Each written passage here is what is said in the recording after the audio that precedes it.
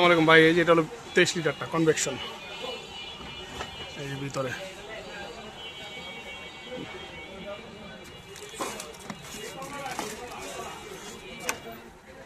ভিতরে এমনি মোটামুটি ভালোই বড় আছে, খারাপ না। গ্রিল টিল সব কিছু করতে পারবেন, আবার গরম থেকে শুরু করে সব কিছু করতে পারবেন।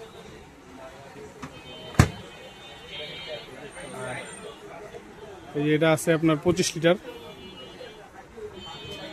এটাও 25।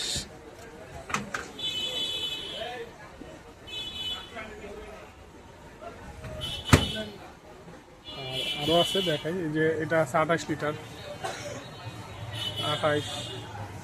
আর এটি হলো 20 লিটার। এটা হলো 20 লিটার, এটা হলো শুধু গরম।